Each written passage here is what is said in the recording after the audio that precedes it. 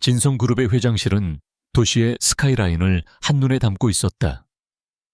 거대한 통유리창 너머로 서울의 심장이 쉴 새 없이 뛰고 있었지만 강지훈에게 그 소란은 들리지 않았다. 그의 세계는 언제나처럼 완벽한 질서와 차가운 침묵으로 가득 차 있었다. 책상 위에는 결제를 기다리는 서류들이 산처럼 쌓여 있었고 그의 손에 들린 펜은 한치의 망설임 없이 다음 프로젝트의 운명을 결정하고 있었다. 그의 결정 하나에 수천억 원이 오갔고 수많은 사람의 미래가 바뀌었다. 사람들은 그를 마이더스의 손이라 불렀지만 동시에 얼음 심장을 가진 남자라고도 수군거렸다. 그 어떤 칭호도 그의 내면에 파고들지는 못했다. 그의 감정은 오래전에 죽었다. 정확히는 10년 전 빗길 교통사고로 첫사랑 윤서연을 잃었던 그날 이후로. 서연은 그의 유일한 빛이었고 세상의 전부였다. 그녀의 따뜻한 미소와 맑은 웃음소리는 지훈의 삭막했던 삶을 채워주던 유일한 온기였다. 그러나 한순간의 사고가 모든 것을 앗아갔다. 그녀가 떠난 후 그는 자신을 일에만 몰아붙였다. 성공은 공허함을 달래기 위한 마취제였고 권력은 다시는 소중한 것을 잃지 않기 위한 방어막이었다. 그는 아무도 자신의 영역 안으로 들이지 않았고 누구에게도 마음을 열지 않았다. 서연의 기억은 그의 심장 가장 깊은 곳에 봉인된 성격이었다. 그날 오후 그는 진성그룹이 후원하는 현대미술 전시회 개막식에 참석했다. 이런 행사는 그의 취향이 아니었지만 기업의 이미지를 위한 의무적인 발걸음이었다. 수많은 사람이 그에게 다가와 아첨을 떨었지만 그는 기계적인 미소와 짧은 목례로 응대할 뿐이었다. 그의 시선은 화려한 그림들 위를 무심하게 스쳐 지나갔다. 모든 것이 지루하고 의미 없게 느껴졌다. 곁을 지키던 김 비서가 다음 일정을 조심스럽게 속삭였지만 그는 건성으로 고개를 끄덕일 뿐이었다. 그의 마음은 여전히 텅 비어 있었고 이 화려한 공간의 소음과 색채는 그저 공허한 배경에 불과했다. 그때였다. 샴페인 잔을 든 채 무심코 인파 속을 훑던 그의 시선이 한 곳에 멎었다. 심장이 얼어붙는 것 같았다. 아니, 멈췄던 심장이 미친 듯이 다시 뛰기 시작했다. 저 멀리 하얀 원피스를 입은 한 여인이 그림 앞에 서 있었다. 옆모습만 보였지만 그는 단번에 알 수 있었다. 부드러운 턱선, 오똑한 콧날, 그리고 그림에 집중할 때 살짝 벌어지는 입술까지. 모든 것이 죽은 서연과 똑같았다. 시간의 흐름이 멎고 주변의 모든 소음이 사라졌다. 그의 세상에는 오직 그 여인의 모습만이 존재했다. 지훈은 자신도 모르게 들고 있던 샴페인 잔을 놓쳤다. 쨍그랑. 날카로운 파열음과 함께 바닥에 흩어지는 유리 조각들이 사람들의 시선을 끌었지만 그는 아무것도 신경 쓸 수 없었다. 그의 두 눈은 오직 그 여인에게만 고정되어 있었다. 그녀가 천천히 고개를 돌렸다. 그리고 그 순간 지훈은 숨을 쉴 수 없었다. 그토록 그리워했던 꿈속에서조차 희미해져 가던 얼굴이 눈앞에 있었다. 서연, 윤서연. 그의 입술이 저절로 움직였지만 목소리는 나오지 않았다. 10년 동안 그를 지배해온 굳건한 이성의 벽이 한순간에 무너져 내리고 있었다. 김 비서가 놀라 다가와 그의 상태를 살폈다. 회장님, 괜찮으십니까? 어디 다치신 곳은 없으십니까? 하지만 지훈의 귀에는 아무 말도 들리지 않았다. 그는 유령이라도 본 사람처럼 창백해진 얼굴로 여인을 향해 무의식적으로 한 걸음 내디뎠다. 그녀는 이쪽의 소란을 알아차린 듯 잠시 지훈을 바라보았다. 그녀의 눈빛은 낯선 사람을 보는 듯한 무심하고 담담한 시선이었다. 그 시선에 지훈은 심장이 칼에 베인 듯한 통증을 느꼈다. 서연이라면 저런 눈으로 자신을 보지 않았을 것이다. 그녀는 누구인가? 대체 누구이기에 죽은 서연의 얼굴을 하고 있는 것인가? 혼란과 충격 속에서 그의 머릿속은 수만 가지 생각으로 뒤엉켰다. 환상인가? 너무나 그리워한 나머지 헛것을 보고 있는 것인가? 하지만 그녀는 너무나도 생생했다. 그녀의 존재감은 갤러리 안의 공기를 가득 채우고 있었다. 그녀는 잠시 고개를 갸웃하더니 이내 다시 그림으로 시선을 돌렸다. 그 무심한 행동이 오히려 그녀가 실제하는 인물임을 증명하고 있었다. 지우는 떨리는 손으로 마른 입술을 적셨다. 수년간 굳게 닫아두었던 감정의 수문이 터져버린 듯 그리움과 고통, 그리고 알 수 없는 희망이 뒤섞여 그를 집어삼키려 했다. 그는 더 이상 그 자리에 서 있을 수 없었다. 여인이 자리를 뜨기 전에 그녀가 누구인지 알아내야만 했다. 그는 곁에 있는 김비서에게 낮고 잠긴 목소리로 명령했다. 목소리는 심하게 떨리고 있었다. 김비서, 저 여자. 방금 나와 눈이 마주쳤던 저 하얀 원피스를 입은 여자. 지금 당장 무슨 수를 써서라도 저 여자가 누구인지 알아내. 이름, 나이, 직업, 가족관계. 하나도 빠짐없이 모든 것을 알아내. 그의 눈은 여전히 여인에게서 떨어지지 않았다. 마치 한순간이라도 눈을 떼면 그녀가 연기처럼 사라져버릴 것만 같았다. 김비서는 회장의 이런 모습을 본 적이 없었다. 언제나 냉철하고 흔들림 없던 그가 이토록 동요하는 것은 처음이었다. 그는 재빨리 상황을 파악하고 정중하게 고개를 숙였다. 알겠습니다, 회장님. 즉시 처리하겠습니다.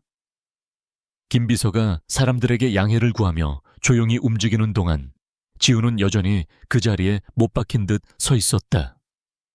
그의 가슴 속에서는 폭풍이 몰아치고 있었다. 죽은 줄로만 알았던 과거가 살아 돌아와 그의 심장을 움켜쥐고 있었다. 그녀는 누구일까? 서연과 닮은 우연의 일치일까? 아니면 운명의 잔인한 장난일까? 여인은 잠시 후 다른 그림으로 발걸음을 옮겼다. 그녀가 움직일 때마다 지훈의 시선도 함께 따라 움직였다. 그녀의 걸음걸이, 머리카락을 쓸어 넘기는 손짓 하나하나가 그의 기억 속에 박제된 서연의 모습과 겹쳐 보였다. 하지만 동시에 미묘한 차이점들이 그를 더욱 혼란스럽게 만들었다. 서연보다 조금 더 당당한 어깨, 조금 더 단호한 표정. 그녀는 서연의 모습을 하고 있었지만 서연과는 다른 영혼을 가진 존재처럼 보였다. 이 모순적인 사실이 그의 머릿속을 헤집어 놓았다. 지우는 더 이상 전시회에 머물 수 없었다. 그는 김비서에게 뒤를 맡기고 조용히 행사장을 빠져나왔다. 차가운 밤 공기가 그의 뜨거워진 머리를 식혀주었지만 가슴속의 불길은 오히려 더 거세게 타올랐다. 그는 채 오르자마자 관자놀이를 꾹꾹 누르며 눈을 감았다. 눈을 감아도 그녀의 얼굴이 선명하게 떠올랐다.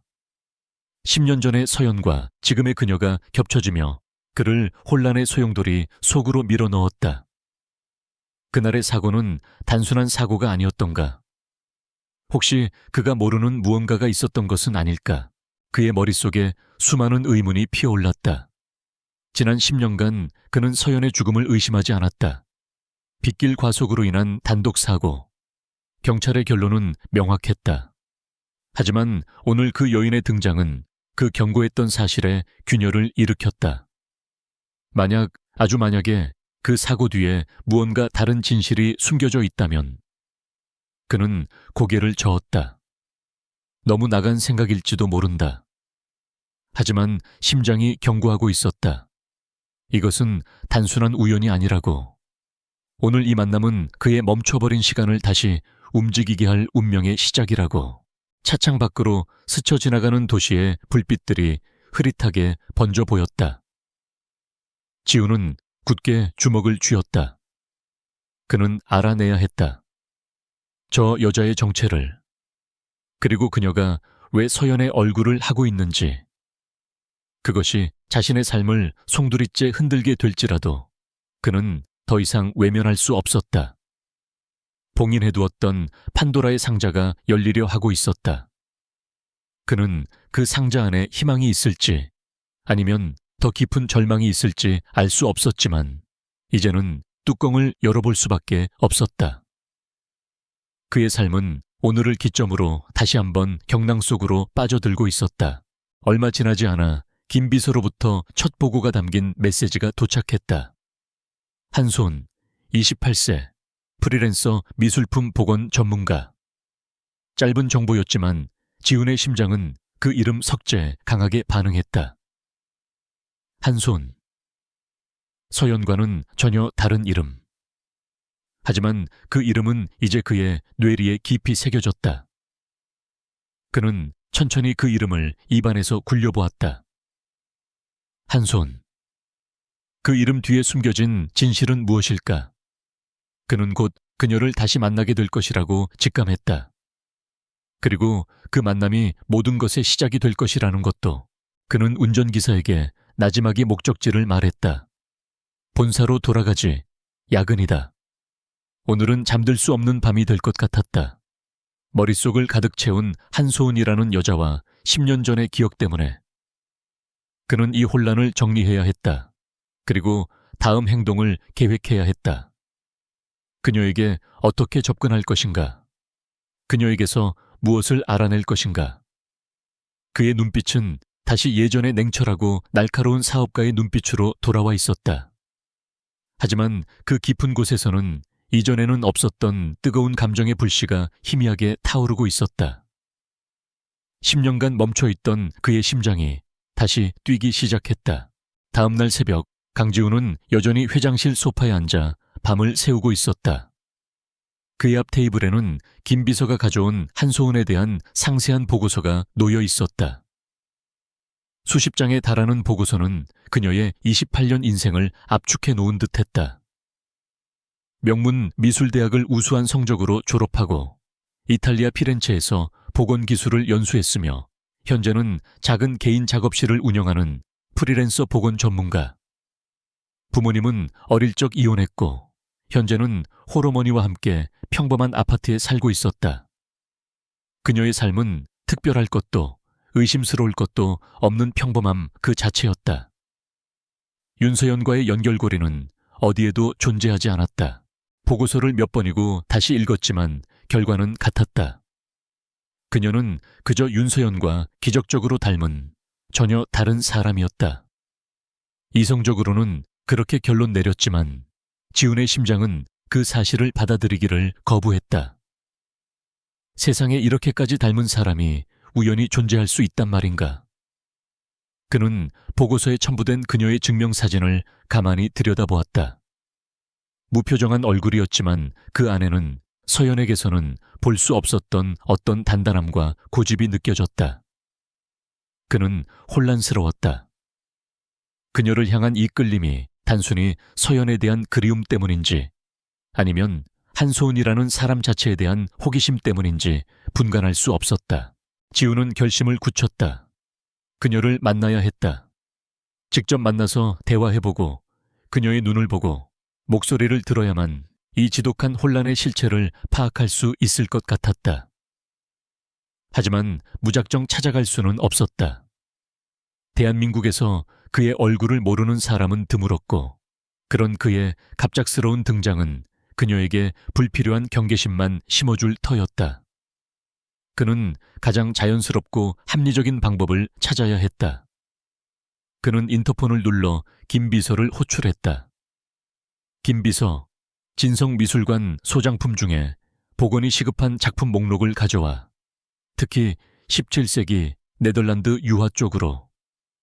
그의 목소리는 밤을 샌 피로감에도 불구하고 차갑고 단호했다. 그의 머릿속은 이미 완벽한 시나리오를 그리고 있었다. 한편 서울의 한적한 주택가에 위치한 한소은의 작업실은 오래된 유화 물감과 테레비뉴 냄새로 가득했다. 그녀는 흰 가운을 입고 확대경을 낀 채 수백 년 된 캔버스 위에서 섬세한 붓 터치를 이어가고 있었다. 그녀에게 복원은 단순한 기술이 아니었다. 시간의 먼지에 덮인 작품에 원래 영혼을 되살리는 작가와의 교감이자 대화였다. 그때 작업실 한쪽에 놓인 전화벨이 날카롭게 울렸다. 그녀는 잠시 미간을 찌푸렸다. 작업에 몰두할 때 방해받는 것을 극도로 싫어하는 그녀였다. 마지못해 자리에서 일어난 그녀는 무심코 수화기를 들었다. 여보세요, 한소은입니다. 전화기 너머에서는 정중하지만 어딘가 기계적인 남자의 목소리가 들려왔다. 안녕하십니까, 한소은 선생님. 저는 진성그룹 비서실의 김진수 부장입니다. 진성그룹. 대한민국 최고의 대기업 이름이 자신의 작업실 전화기에서 흘러나오자 소은은 순간 귀를 의심했다. 김 부장은 진성미술관이 소장한 귀중한 고미술품 몇 점의 복원을 의뢰하고 싶다며 국내 최고의 전문가들을 물색하던 중 한소은 선생의 실력을 높이 평가하여 연락하게 되었다고 설명했다. 그것은 파격적인 제안이었다. 그녀 같은 프리랜서에게는 평생 한 번 올까 말까 한 엄청난 기회였다. 하지만 소은은 기쁨보다 의구심이 먼저 들었다. 진성그룹 정도의 규모라면 얼마든지 세계적인 복원가와 일할 수 있었을 텐데 왜 하필 자신이었을까? 그녀의 경계심을 눈치챘는지 김 부장은 강지훈 회장이 이번 복원 프로젝트에 개인적으로 지대한 관심을 보이고 있으며 직접 담당 복원가를 만나보고 싶어 한다고 덧붙였다. 강지훈 회장. 며칠 전 미술관에서 마주쳤던 얼음처럼 차가운 눈빛으로 자신을 뚫어지게 쳐다보던 남자가 떠올랐다. 그 시선이 너무나 강렬해서 소은 역시 그를 기억하고 있었다. 뭔가 이상했다. 대기업 회장이 일개 복원 프로젝트에 직접 관여한다는 것도 자신을 콕 집어 만나려 한다는 것도 상식적으로 이해가 되지 않았다. 하지만 그녀는 이 기회를 놓치고 싶지 않았다. 그것은 단순한 돈이나 명예의 문제가 아니라 자신의 실력을 시험하고 증명할 수 있는 절호의 기회였기 때문이다. 알겠습니다. 만나 뵙도록 하죠. 그녀는 단호하게 대답했다. 약속 당일, 한소은은 진성그룹 본사 빌딩의 위용에 잠시 압도당했다. 김 비서의 안내를 받아 회장 전용 엘리베이터를 타고 도착한 곳은 최상층에 위치한 프라이빗 접견실이었다. 방 안에는 거대한 그림 한 점이 이젤 위에 놓여 있었고 강지훈이 그림 앞에 등을 보인 채 서 있었다. 그가 천천히 돌아섰을 때 소은은 또다시 그 강렬한 시선과 마주해야 했다. 그는 지난번보다 더 집요하고 복잡한 눈빛으로 그녀를 훑어보았다.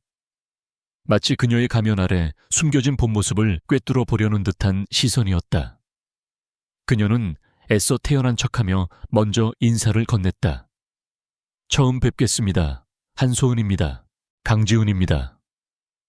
그의 목소리는 생각보다 낮고 부드러웠지만 그 안에는 서늘한 무게감이 실려 있었다.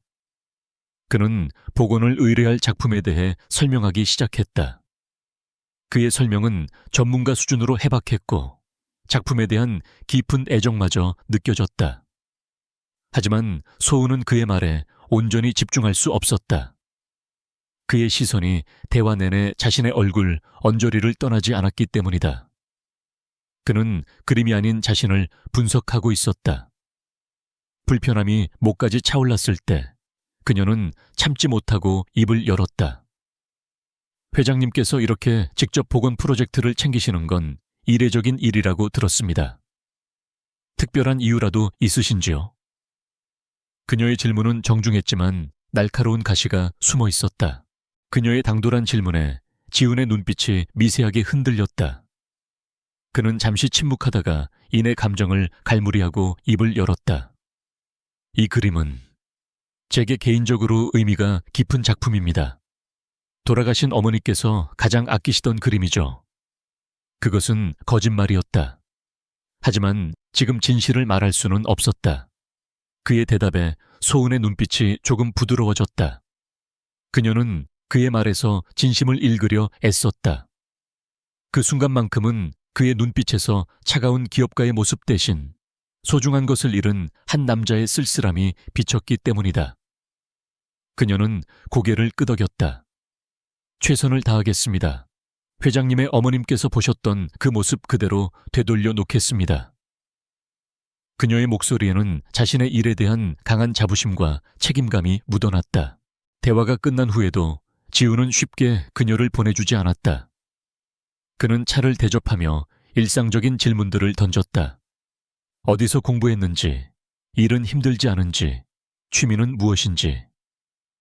그 모든 질문의 저변에는 그녀가 서연과 얼마나 다른 사람인지를 확인하려는 의도가 깔려 있었다.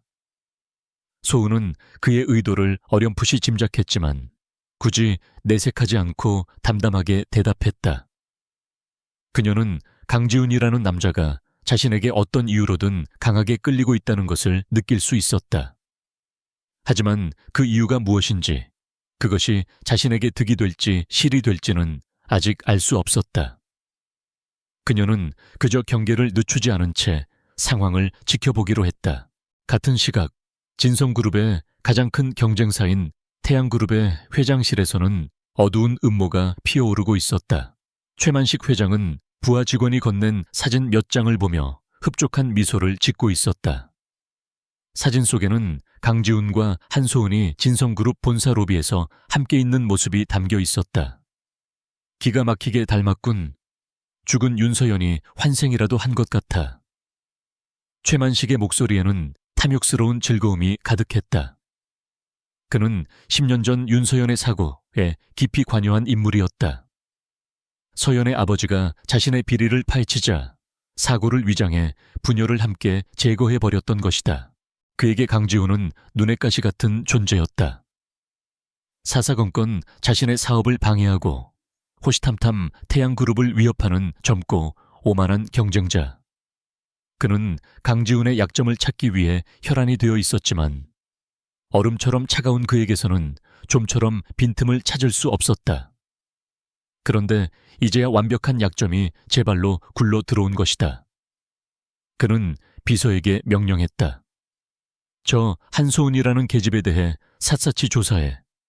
그리고 강지훈이 저 계집에게 완전히 빠져들 때까지 기다리는 거야.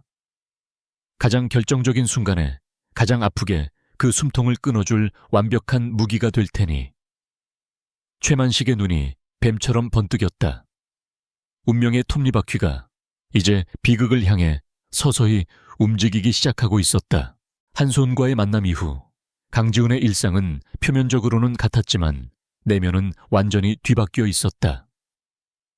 그는 더 이상 과거를 봉인해 둔 채 현재에만 집중할 수 없었다. 한소은이라는 존재는 그의 굳게 닫힌 기억의 상자를 강제로 열어젖혔고 그 안에서 기어나온 의심의 벌레들이 그의 이성을 좀먹기 시작했다. 그는 결국 10년 전 윤서연의 교통사고 기록을 전면 재조사하라는 비밀 지령을 내렸다. 그의 지시에 움직인 것은 진성그룹의 최정예 법무팀과 국내 최고의 실력을 자랑하는 사설 정보팀이었다. 그들은 먼지 쌓인 과거를 파헤치기 시작했다. 며칠 후 초기 조사 결과가 그의 책상 위에 올라왔다. 보고서의 내용은 충격적이지는 않았지만 그의 의심을 확신으로 바꾸기에는 충분했다. 첫째, 당시 사건 현장에 가장 먼저 도착했던 경찰관은 사건 종결 후 얼마 지나지 않아 갑자기 사직하고 해외로 이민을 갔다. 둘째, 유일한 목격자였던 트럭 운전사의 진술이 처음에는 검은색 세단이 고의적으로 피해 차량을 들이받는 것을 보았다였다가 며칠 후 빗길에 미끄러지는 것을 잘못 본 것 같다고 번복되었다. 그리고 가장 결정적인 것은 사고 차량의 블랙박스 데이터가 심각한 물리적 충격으로 인한 복구 불가능한 손상이라는 판정을 받았다는 점이었다. 모든 것이 너무나도 깔끔하게 단순 사고로 종결되어 있었다. 너무 깔끔해서 오히려 부자연스러웠다. 같은 시각 한소은은 자신의 작업실에서 진성그룹으로부터 의뢰받은 17세기 네덜란드 풍경화 복원에 몰두하고 있었다. 그녀는 특수 용액을 묻힌 솜으로 수백 년 묵은 바니쉬와 오염물질을 조심스럽게 닦아내고 있었다. 한 겹 한 겹 묵은 때를 벗겨낼수록 그림은 본래의 선명한 색채와 생기를 되찾아갔다. 그녀는 이 작업에 온전히 빠져들었다. 강지훈이라는 남자의 미스터리한 눈빛과 그를 둘러싼 알 수 없는 분위기도 잊은 채였다. 그녀의 세계에는 오직 캔버스와 붓, 그리고 작가의 영혼만이 존재했다. 문제는 그림의 캔버스를 액자에서 분리하는 과정에서 발생했다. 낡은 나무 액자 뒤편, 캔버스를 고정하는 부분에서 미세한 이물감이 느껴졌다. 단연간의 경험으로 다져진 그녀의 예민한 손끝이 그것을 놓치지 않았다. 보통 사람이라면 대수롭지 않게 넘겼을 작은 차이였다. 호기심이 발동한 그녀는 조심스럽게 그 부분을 특수도구로 갈라보았다. 그러자 액자 틀의 홈 안에 아주 정교하게 숨겨져 있던 작은 양피지 조각의 모습을 드러냈다. 그것은 세월의 흔적으로 누렇게 변색되어 있었고 아주 작게 접혀 있었다. 심장이 가볍게 뛰기 시작했다. 이것은 작가가 숨겨둔 비밀의 메시지일까? 아니면 소장자가 남긴 흔적일까? 그녀는 떨리는 손으로 양피지를 펼쳤다. 안에는 개인적인 편지가 아닌 의미를 알 수 없는 숫자와 알파벳의 나열이 적혀 있었다. 마치 암호문 같았다. 엘리시움 PHTH블 37-34 72.5 N 레게이지 6대 528 4점은 전 그이와 같은 기호들이었다. 그녀는 이것이 단순한 메모가 아님을 직감했다. 엄청난 비밀을 담고 있는 단서처럼 느껴졌다. 순간 그녀의 머릿속으로 강지훈 회장의 얼굴이 스쳐 지나갔다. 그가 이 그림에 보였던 집착에 가까운 관심, 어머니의 유품이라고 했던 그의 말, 어쩌면 그는 이 그림에 무언가 숨겨져 있다는 것을 알고 있었던 건 아닐까? 아니면 그조차도 모르고 있었을까? 그녀는 혼란스러웠다. 며칠을 고민하던 소은은 결국 이 사실을 강지훈에게 알려야겠다고 결심했다. 이것은 단순한 보건가의 업무 범위를 넘어선 문제였다. 그녀는 김 비서를 통해 보건 진행 상황 보고를 핑계로 강지훈과의 만남을 요청했다. 약속 장소는 지난번과 같은 프라이빗 접견실이었다. 소은을 마주한 지훈의 눈빛은 이전보다 한층 더 깊고 복잡해져 있었다. 그는 그녀의 안위를 걱정하는 듯한 눈빛과 무언가를 시험하는 듯한 날카로운 시선을 동시에 보내고 있었다. 그는 먼저 입을 열었다. 작업은 순조롭게 진행되고 있습니까? 그의 목소리는 침착했지만 그 안에는 초조함이 묻어 있었다. 소은은 잠시 그를 말없이 바라보다가 가방에서 조심스럽게 양피지 조각을 꺼내 테이블 위에 올려놓았다. 회장님, 복원 과정에서 이것을 발견했습니다. 지훈의 시선이 양피지에 꽂혔다. 그는 의아한 표정으로 그것을 집어들었다. 암호 같은 문자들을 훑어보던 그의 표정이 순식간에 굳어졌다. 특히 그의 시선은 37때 아믹자 2.5 N 12때 A라고 적힌 좌표에 머물렀다. 그의 손이 미세하게 떨리기 시작했다. 그 좌표는 그의 뇌리에 영원히 지워지지 않을 상처로 각인된 장소였다. 바로 10년 전 윤서연이 목숨을 잃은 사고 현장이었다. 이것을 어디서 발견했습니까? 그의 목소리는 얼음장처럼 차갑게 갈라져 나왔다. 소은은 자신이 예상했던 것보다 훨씬 더 심각한 문제에 발을 들였음을 직감했다. 그녀는 침착하게 그림 액자 뒤에 숨겨져 있었다고 설명했다. 지훈은 눈을 감았다. 모든 조각들이 한순간에 맞춰지고 있었다. 한소은의 기적 같은 등장, 사고 기록의 의문점들, 그리고 서연의 사고 현장 좌표가 적힌 이 암호문까지. 이것은 우연이 아니었다. 거대한 음모의 퍼즐이었다. 엘리시움 PJT라는 단어도 그의 기억 속에서 희미하게 떠올랐다. 10년 전 태양그룹이 막대한 비자금 의혹 속에서 강행했던 대규모 부동산 개발 프로젝트의 이름이었다. 그는 눈을 뜨고 소은을 똑바로 바라보았다. 그의 눈에는 더 이상 혼란이 없었다. 대신 차가운 분노와 서늘한 결의가 자리 잡고 있었다. 한소은 씨, 당신은 지금 아주 위험한 일에 휘말렸을지도 모릅니다. 그의 말에 소은은 마른 침을 삼켰다. 이 좌표, 그리고 이 프로젝트 이름, 모두 10년 전 제게 소중했던 사람이 죽은 사건과 관련이 있습니다. 그리고 그 사건은 단순한 사고가 아니었던 것 같습니다. 그는 모든 것을 털어놓았다. 서연의 이야기, 사고에 대한 의심, 그리고 이 암호문이 그 의심을 확신으로 바꾸어 놓았다는 사실까지. 모든 이야기를 들은 소은은 잠시 동안 말이 없었다. 그녀는 자신이 발견한 작은 종이 조각이 한 사람의 인생을 뒤흔들고 10년 전의 비극과 연결되어 있다는 사실에 충격을 받았다.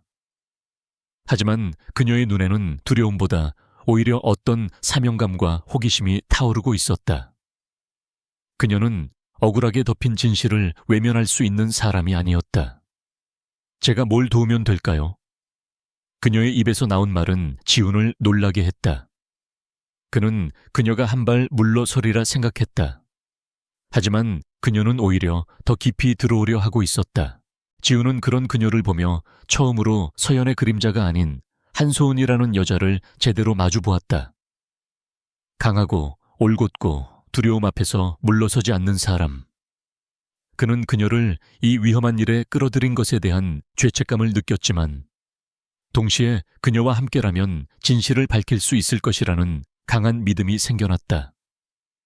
이 암호문을 해독하고 10년 전 그날의 진실을 밝혀내야 합니다.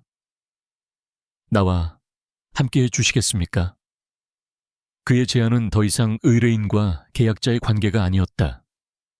그것은 같은 목표를 향해 나아갈 동반자에 대한 조심스럽지만 간절한 요청이었다. 소은은 망설이지 않고 고개를 끄덕였다. 네, 함께하겠습니다. 그렇게 두 사람의 위험한 동맹이 시작되었다. 끊어졌던 진실의 실마리가 마침내 그들의 손안에서 다시 이어지려 하고 있었다. 두 사람의 동맹이 시작된 이후 강지훈의 펜트하우스에 위치한 비밀 서재는 24시간 불이 꺼지지 않는 전쟁 상황실로 변했다. 지훈은 그룹 내 가장 신뢰하는 보안 전문가와 암호 해독팀을 소집했다. 한소은이 발견한 양피지 조각은 최첨단 장비 위에서 수십 가지 방식으로 분석되었다. 소은 역시 보건 전문가로서의 지식을 총동원했다. 그녀는 양피지의 재질과 잉크의 성분을 분석하여 그것이 대략 10년 전 유럽에서 제작되었을 것이라는 단서를 제공했다. 그녀의 예리한 관찰력과 전문가들의 기술력이 결합되자 의미 없어 보이던 숫자와 기호들은 서서히 윤곽을 드러내기 시작했다. 그것들은 태양그룹이 엘리시움 프로젝트를 진행하며 조성한 비자금의 흐름을 가리키는 유령 법인들의 이름과 해외 계좌번호들이었다. 그들의 움직임은 곧장 최만식의 귀에도 들어갔다. 그의 정보망은 거미줄처럼 촘촘하게 재계 곳곳에 퍼져 있었다. 강지훈이 10년 전 사고를 다시 파헤치고 있다는 보고를 받은 최만식은 코웃음을 쳤다. 증거는 이미 오래전에 완벽하게 인멸했다고 자신했다. 하지만 강지훈이 한소은이라는 여자와 계속해서 접촉하고 있다는 사실은 그의 심기를 불편하게 만들었다. 그는 이것이 단순한 감정적 이끌림이 아님을 직감했다. 그는 첫 번째 경고를 보내기로 결정했다. 그의 지시가 떨어진 다음 날, 증권계는 진성그룹의 해외 프로젝트에 심각한 문제가 생겼다는 악성 루머가 퍼지기 시작했다. 주가는 폭락했고 강지훈은 긴급 이사회를 소집하여 사태를 수습해야 했다. 지훈은 이 공격이 최만식의 경고라는 것을 즉시 알아차렸다. 더 이상 파고들지 말라는 무언의 압박이었다. 그러나 지훈은 물러설수록 상대가 더 거세게 나올 것이라는 사실을 잘 알고 있었다. 그는 오히려 공격을 정면으로 돌파했다. 언론을 통해 루머를 정면으로 반박하고 오히려 이번 사태를 빌미로 태양그룹의 불공정 경쟁 행위를 공론화하며 역공을 펼쳤다. 지훈의 빠르고 정확한 대처에 최만식은 분노했지만 한편으로는 그의 담력에 섬뜩함을 느꼈다. 그는 더 이상 시간을 끌 수 없다고 판단했다. 문제의 근원 한소은이 가진 그 무언가를 제거해야만 했다. 그날 밤 소은은 작업실에서 늦게까지 남아 복원 작업을 마무리하고 있었다. 낮 동안의 소란과 긴장감을 잊기 위해 일부러 더 일에 몰두했다. 밤이 깊어지고 주변이 고요해졌을 때 그녀는 작업실 문 밖에서 나는 아주 미세한 소리를 들었다. 붓질을 멈춘 그녀가 숨을 죽이고 귀를 기울였다. 철컥. 자물쇠가 따이는 소리였다. 온몸의 피가 차갑게 식는 것을 느끼며 그녀는 본능적으로 움직였다. 그녀는 작업 중이던 그림 옆에 놓여있던 양피지 사본을 찢어 병이 물에 내리고 원본은 작업대 아래 비밀 공간에 재빨리 숨겼다. 그리고 자신은 캔버스와 이젤들이 어지럽게 널려있는 창고 안쪽으로 몸을 숨겼다. 육중한 남자 2명이 어둠 속으로 소리 없이 들어왔다. 그들은 손전등 불빛으로 작업실 구석구석을 샅샅이 뒤지기 시작했다. 그들의 목표는 명확해 보였다. 서류나 작은 물건을 찾고 있었다. 작업대는 엉망이 되었고 물감과 도구들이 바닥에 나뒹굴었다. 소은은 심장이 터질 듯한 공포 속에서 입을 틀어막고 그들의 행동을 지켜보았다. 그들이 자신을 해치러 온 것이 아니라 무언가를 찾으러 왔다는 사실이 그나마 다행이었다. 한참을 뒤지던 남자들은 원하는 것을 찾지 못하자 신경질적으로 작업대 하나를 걷어차 부순 뒤 조용히 사라졌다. 그들이 떠난 후에도 소은은 한참 동안 그 자리에서 움직일 수 없었다. 겨우 정신을 차린 소은은 떨리는 손으로 강지훈에게 전화를 걸었다. 그녀의 목소리를 들은 지훈은 즉시 상황의 심각성을 깨달았다. 10분도 차에 되지 않아 검은색 세단 한 대가 굉음을 내며 작업실 앞에 멈춰 섰고 차에서 내린 지훈은 엉망이 된 작업실과 창백하게 질린 소은의 얼굴을 보고 이성을 잃을 뻔했다. 그의 눈에서 차가운 분노가 이글거렸다. 다친 곳은 없습니까? 그가 소은의 어깨를 붙잡고 물었다. 그의 목소리는 거칠게 떨리고 있었다. 그 순간 그의 머릿속에서 서연을 잃었던 그날의 악몽이 되살아났다. 다시는 소중한 사람을 이렇게 위험에 빠뜨릴 수 없었다. 그 대상이 이제는 한소은이라는 것을 그는 명확히 깨달았다. 지훈은 더 이상 한소은을 혼자 둘 수 없다고 판단했다. 그는 그녀에게 자신의 보호 아래 안전한 곳으로 옮겨야 한다고 단호하게 말했다. 하지만 소은은 고개를 저었다. 이건 제 일이기도 해요. 당신에게 짐이 되고 싶지 않아요. 그녀의 독립심, 강한 성격이 또다시 드러나는 순간이었다. 지훈은 답답함에 소리를 높였다. 짐이 아닙니다. 이건 당신의 안전이 걸린 문제란 말입니다. 당신마저 잘못되면 나는... 그는 말을 잇지 못했다. 그의 눈빛이 절박하게 흔들렸다.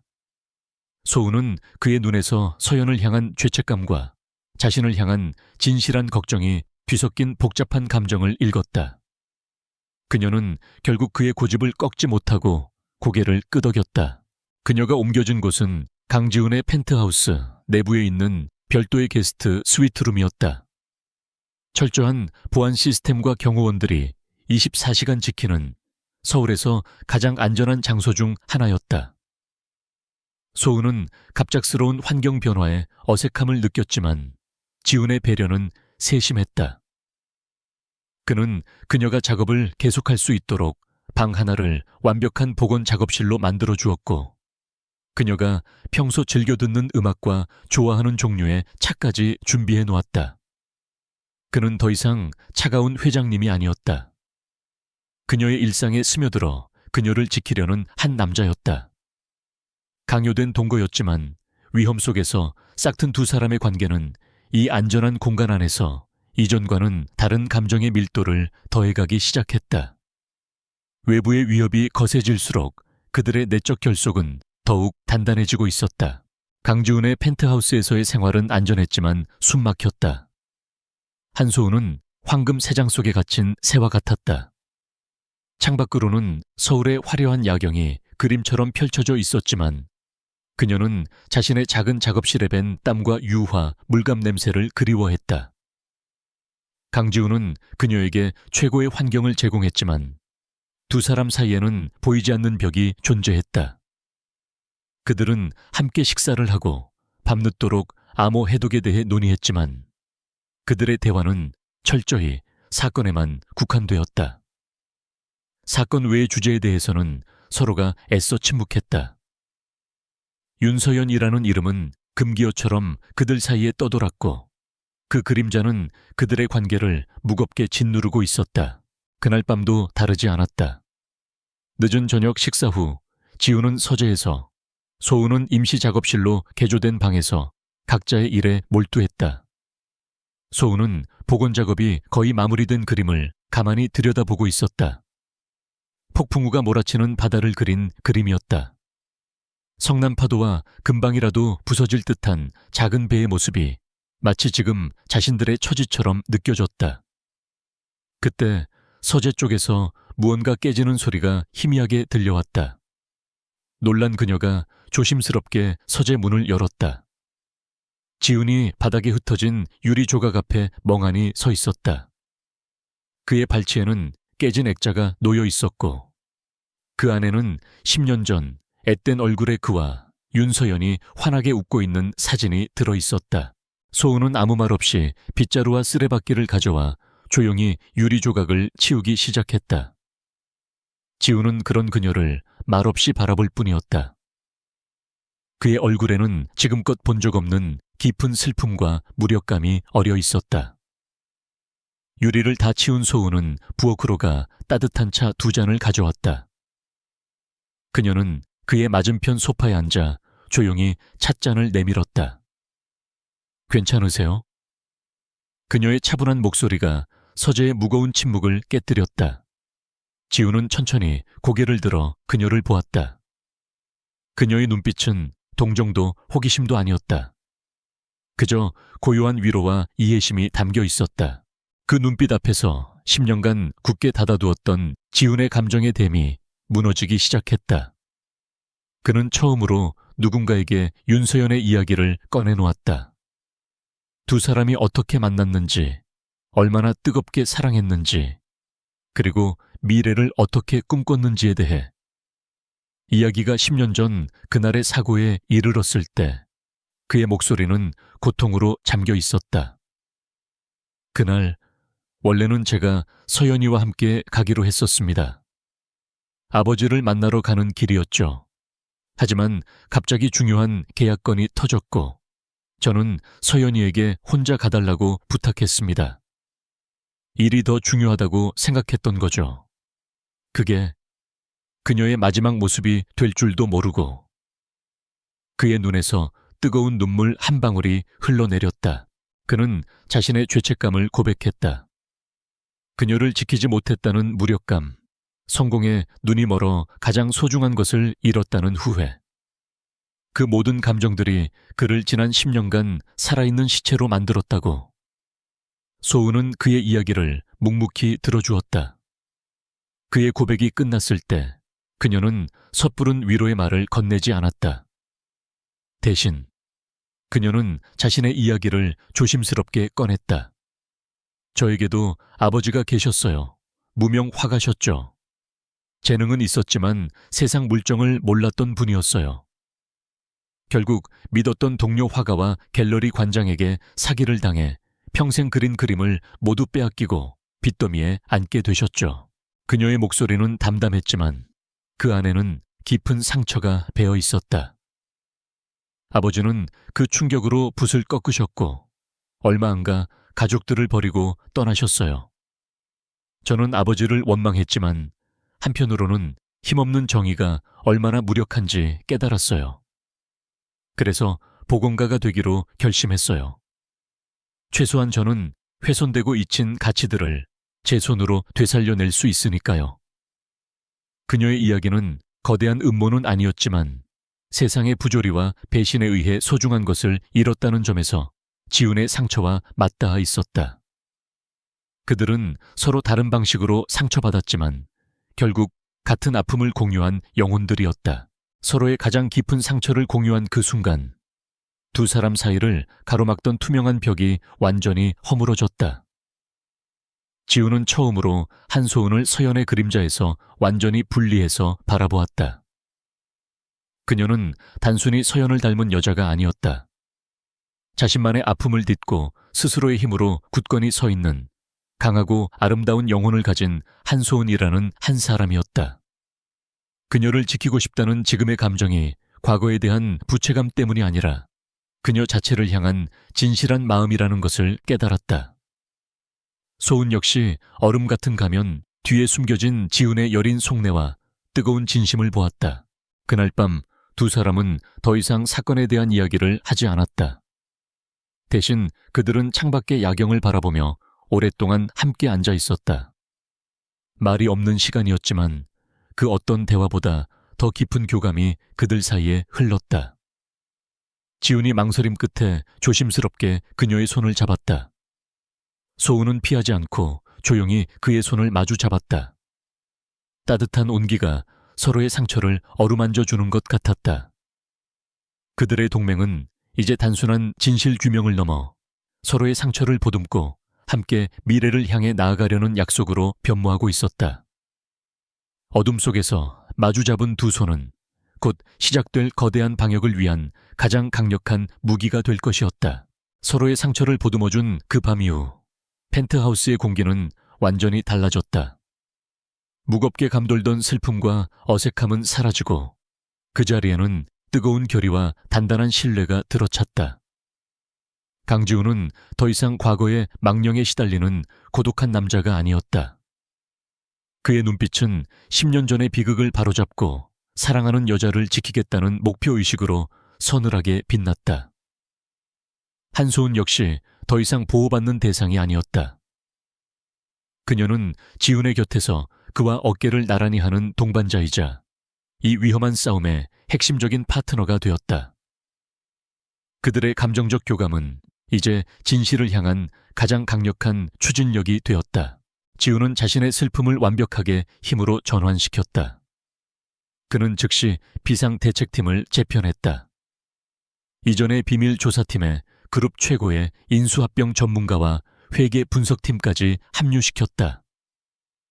그의 서재에 모인 소수의 정예 멤버들 앞에서 그는 거대한 스크린에 복잡한 관계도를 띄우며 자신의 계획을 밝혔다.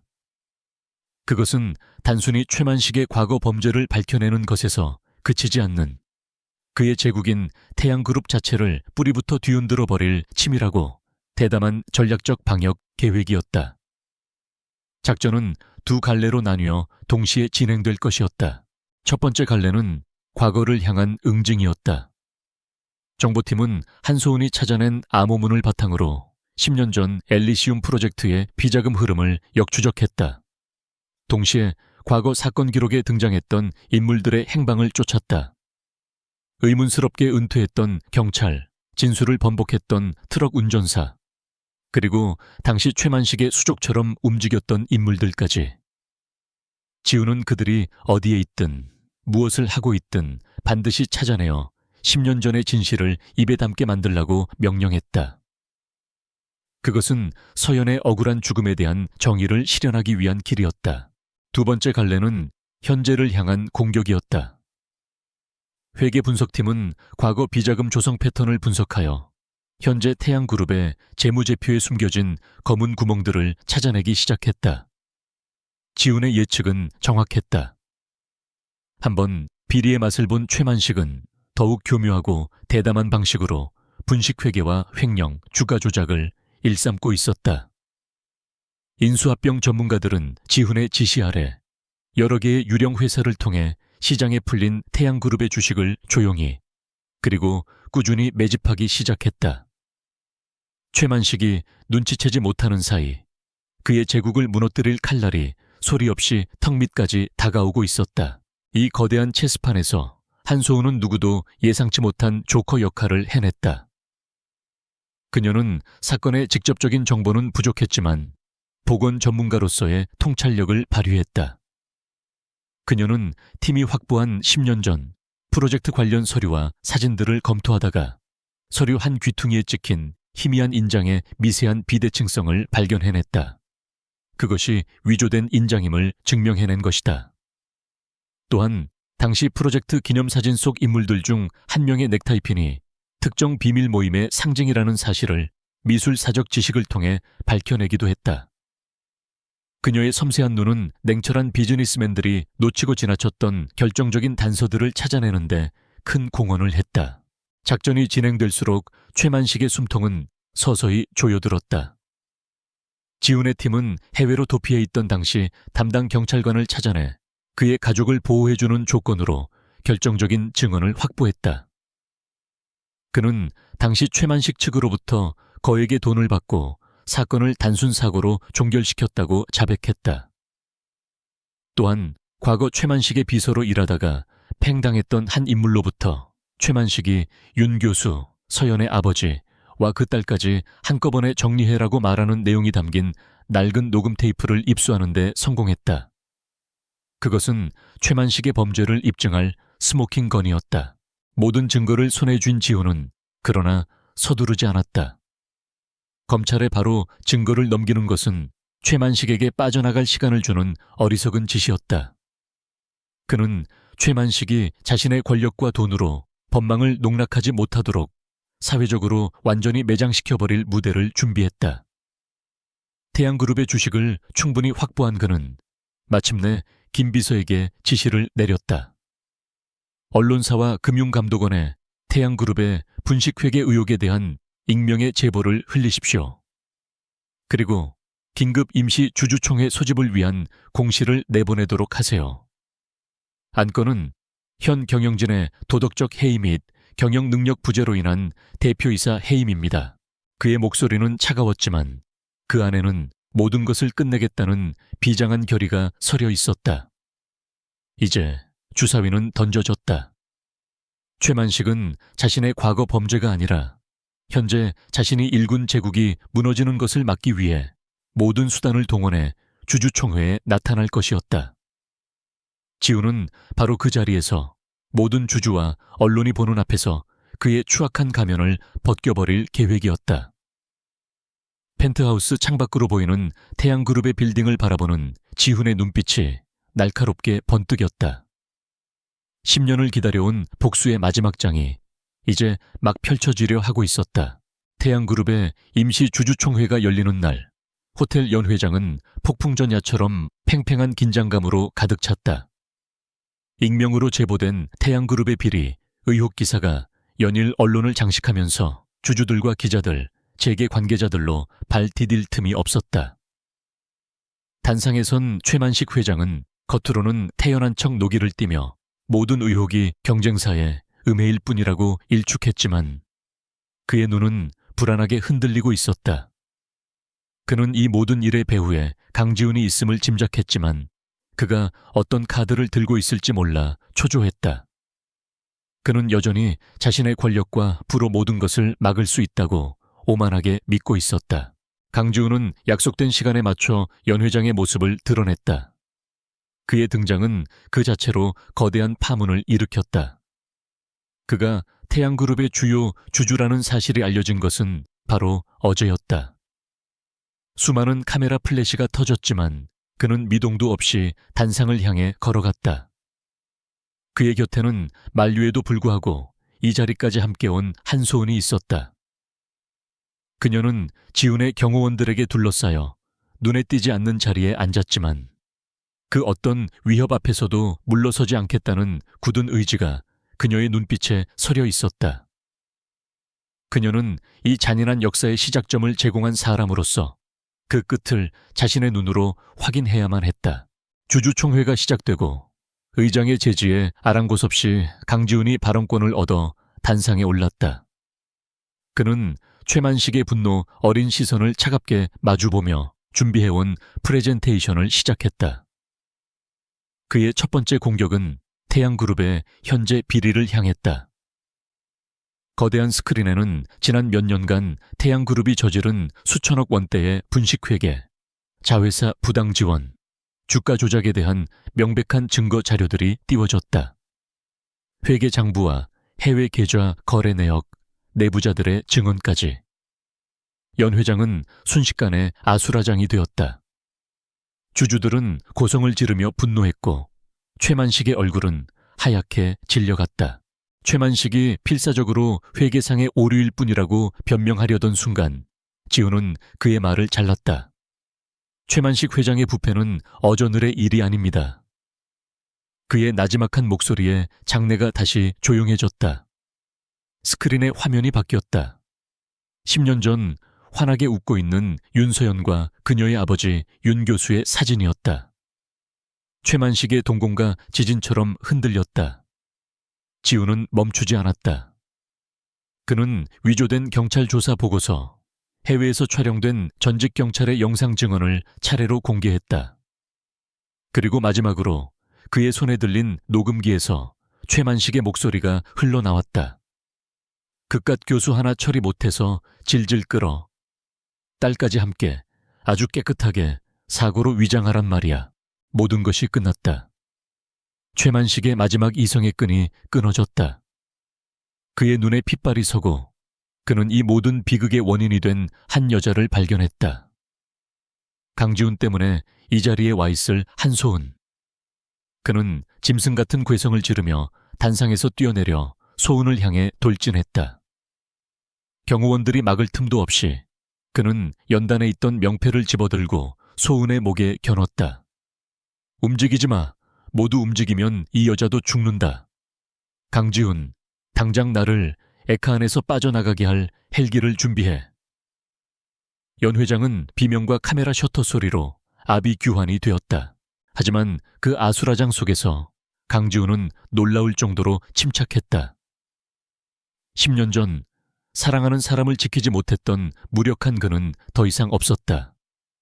그는 경호원들에게 섣불리 움직이지 말라는 눈짓을 보냈다. 그는 이성을 잃고 날뛰는 최만식을 향해 천천히 다가가며 입을 열었다. 그의 목소리는 분노를 넘어선 차가운 경멸로 가득 차 있었다. 최만식, 그걸로 당신이 빠져나갈 수 있을 것 같나? 당신은 이미 끝났어. 당신이 평생 쌓아 올린 모든 것이 지금 이 순간 당신의 그 추악한 소나귀에서 모래처럼 빠져나가고 있다고. 그는 최만식의 오만함과 탐욕을 자극하며 심리적으로 그를 무너뜨리기 시작했다.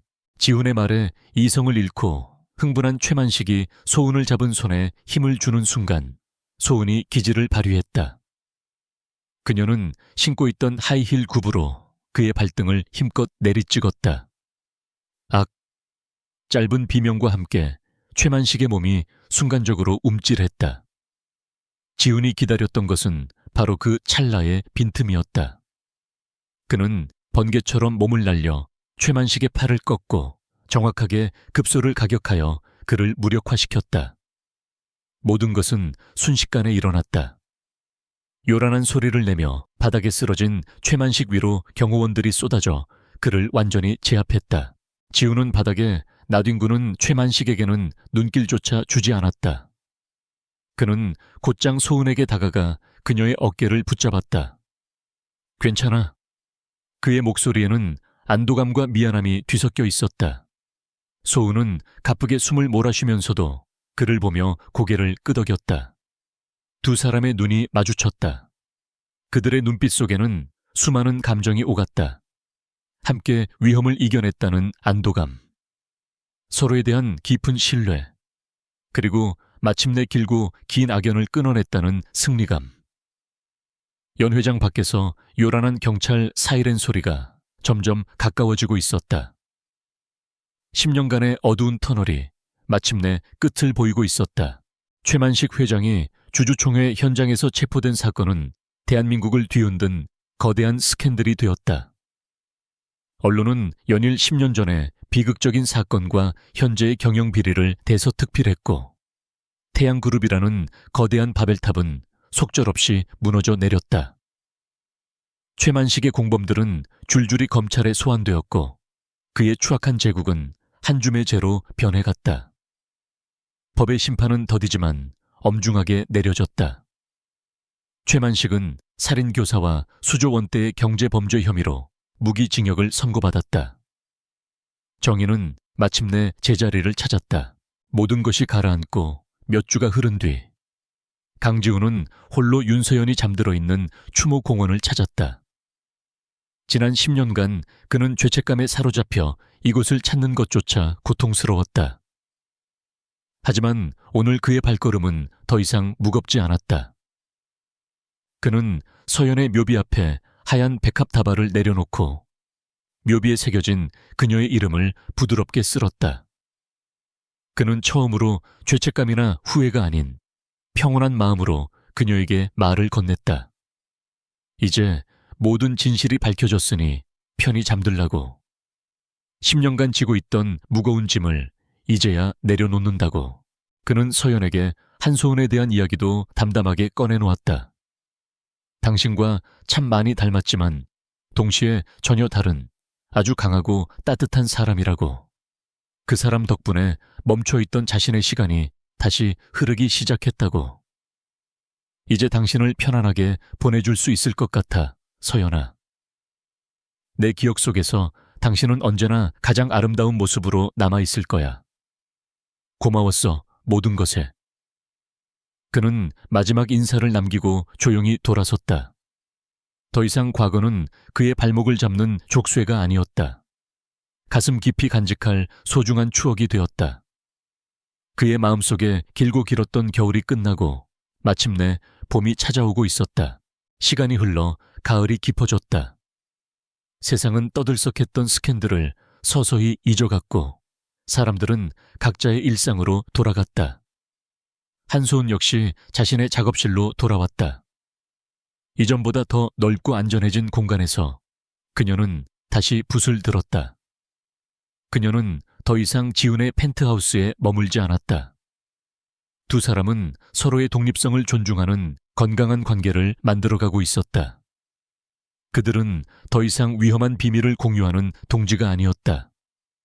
주말에 함께 미술관에 가고 맛있는 음식을 먹고 평범한 일상을 나누는 연인이 되었다. 위기 속에서 피어난 그들의 사랑은 이제 안정적인 현실에 뿌리내리며 더욱 단단해지고 있었다. 어느 주말 오후 지훈이 예고 없이 그녀의 작업실을 찾았다. 작업실 한쪽 벽에는 복원이 완벽하게 끝난 17세기 네덜란드 풍경화가 걸려 있었다. 모든 사건의 시작이었던 바로 그 그림이었다. 두 사람은 말없이 그림을 함께 바라보았다. 폭풍우가 몰아치던 그림 속 바다는 이제는 복원을 통해 드러난 화가의 섬세한 붓터치 덕분에 어딘가 희망적인 역동성을 품고 있는 듯했다. 지훈이 입을 열었다. 이 그림, 원래는 우리 회사 미술관으로 가야 하지만 진짜 주인을 찾아준 것 같군. 그가 소은을 돌아보며 미소 지었다. 이 그림은 한소은 씨가 가지고 있는 게 맞아. 당신이 이 그림의 영혼을 되찾아 주었으니까. 그의 말은 단순한 선물이 아니었다. 과거의 연결고리였던 그림을 온전히 그녀에게 넘겨줌으로써 그들의 관계가 더 이상 과거에 얽매이지 않음을 상징하는 행동이었다. 소은은 그의 깊은 마음을 깨닫고 조용히 미소 지었다. 그녀는 지훈의 곁으로 다가가 그의 손을 잡았다. 그의 손은 예전처럼 차갑지 않았다. 따뜻한 온기가 가득했다. 얼음 같던 그의 심장이 완전히 녹아내렸음을 증명하는 온기였다. 이제 그들의 시선은 과거가 아닌 현재와 미래를 향해 있었다.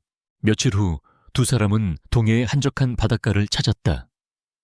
붉은 석양이 하늘과 바다를 온통 오렌지빛으로 물들이고 있었다.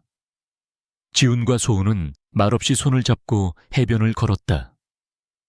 파도 소리가 그들의 발걸음에 부드럽게 화음을 맞추었다. 지훈이 걸음을 멈추고 그녀를 돌아보았다. 그의 눈에는 더 이상 슬픔의 그림자가 없었다. 오직 눈앞의 여인을 향한 깊은 사랑과 신뢰만이 가득했다. 소은 씨, 그가 그녀의 이름을 불렀다. 당신을 만나기 전까지 내 세상은 온통 잿빛이었어. 당신이 내 삶에 들어와서야 비로소 세상의 색깔을 다시 보게 됐지.